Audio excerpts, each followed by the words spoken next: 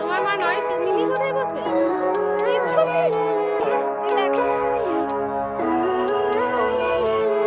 Living life every day, late at night, not okay.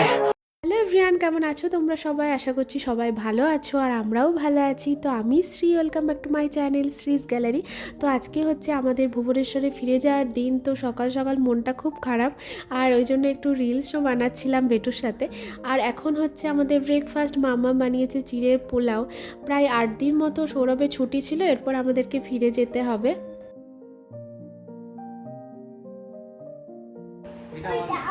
এইটা তোমার মা? বলি বলি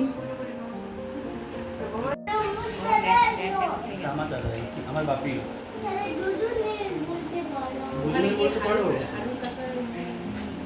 আমার বাপি তোমার দাদাই। বেটু আমাদেরকে যেতে দেবে না?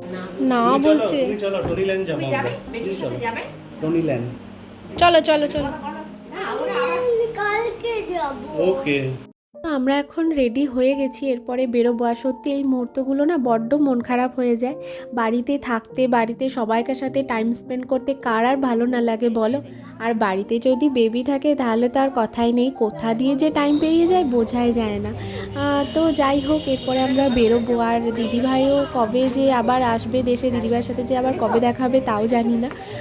তো যাই হোক, আমরা তো কত কাছেই থাকি, চাইলেই আসতে পারবো, তবুও আমাদের মন খারাপ হয়। আর দিদিভাই তো কত বাইরে থাকে। তো যাই হোক, কাজের সূত্রে সবাইকে তো যে যার জায়গায় যেতেই হবে, কিছু করারও নেই।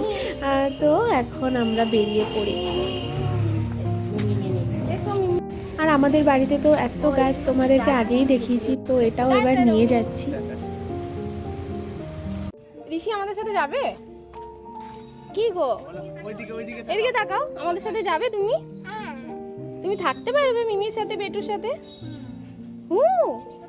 বলি বাবলি, মিমি কোথায় বসবে? পেছনে। এ দেখো, ঋষি যাবে বলছে আমাদের সাথে, বন্ধ করে দিচ্ছে। ইমা মাম্মা কাঁদছে তো, এসো আমরা আবার যাব কালকে যাব। ঋষি মাম্মা কাঁদছে, ঋষি মাম্মা কাঁদছে।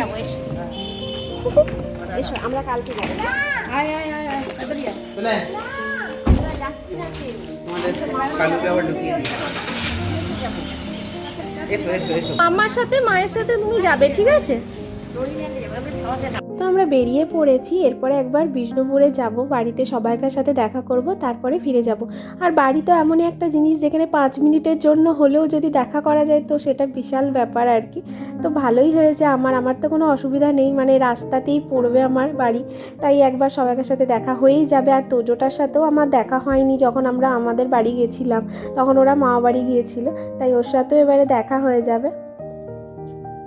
আমরা বিষ্ণুপুর থেকে অনেকক্ষণই বেরিয়ে পড়েছি। আর সত্যি বলতে কি ওখানে একটুও আমার ভিডিও বানানো হয়নি, কেননা 1 ঘন্টা 45 মিনিট মতো ছিলাম।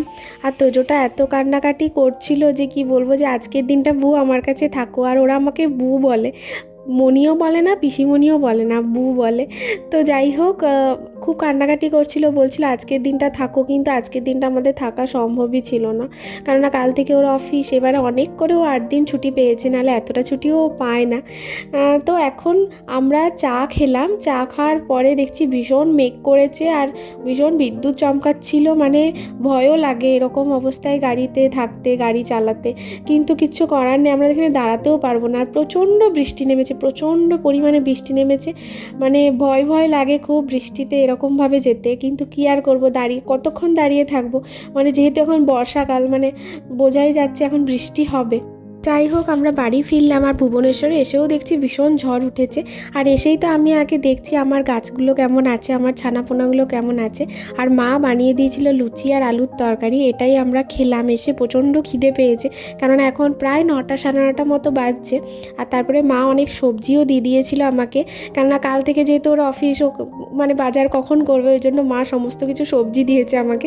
ভালোই হয়েছে, মানে এখানে আর কি আমরা যে জায়গাটায় থাকি না সেই জায়গাটা থেকে অনেক দূরে বাজারপত্র আছে, মানে আমি একা একা যেতে পারবো না, এরকম একটা ব্যাপার আর কি। তো এই সবজিগুলো এখন আমি ঠিকঠাক করে রেখে দিচ্ছি ফ্রিজে, যাতে ঠিকঠাক থাকে, কেননা সারাটা দিন বন্ধ ছিল, প্লাস্টিকের প্যাকেটে ছিল। তো আমি সমস্ত কিছু আবার ঠিক করে রেখে দিচ্ছি। আর এখানে কিছু শাক পাওয়া যায় না, যেমন পাট শাক, খেটে শাক যেটাকে আমরা বলি, এই যে এটা আমার খেতে ভীষণ ভালো লাগে, আর যেটা ভুবনেশ্বরে পাওয়া যায় না। তো মা দিয়ে দিয়েছে এই শাকটা, আর সজনে শাকও দিয়েছে। আর আমার শাক হচ্ছে ভীষণ ফেভারিট। আর এই যে এই পান্তুয়াটা, এটা হচ্ছে দেশি ঘিয়ের পান্তুয়া, এটাও হচ্ছে সৌরভের ভীষণ ফেভারিট, আর আমারও। আর এটা বিষ্ণুপুরেই পাওয়া যায়, আর মা চাচিও একটু বানিয়ে দিয়েছিল। তো সেগুলো সব কিছু আমি ঠিকঠাক করে রাখছি, কেননা খাবারগুলো আমি আগে ব্যাগ থেকে বের করে ফ্রিজে রেখে দিচ্ছি, কারণ এতটা কষ্ট করে মা দিয়েছে, আবার এগুলো যদি খারাপ হয়ে যায় তাহলে তো হয়েই গেল। তো চলো, এখন হচ্ছে নেক্সট ডে মর্নিং। আর এই যে আমি এই দুটো গাছ নিয়ে এসেছিলাম বাঁকুড়া থেকে আর বিষ্ণুপুর থেকে। গাছগুলো মোটামুটি সব ঠিকঠাকই আছে, সব মোটামুটি ভালোই জল এখানে বালতি থেকে টেনেছে। কিন্তু একটা গাছ দেখে আমার খুব মন খারাপ, এই যে চিনতে পারছো এই চাপ টগরটা, যখন গেছিলাম তখন দেখেছিলাম কুড়ি এসেছে, আর এসে দেখছি এই অবস্থা।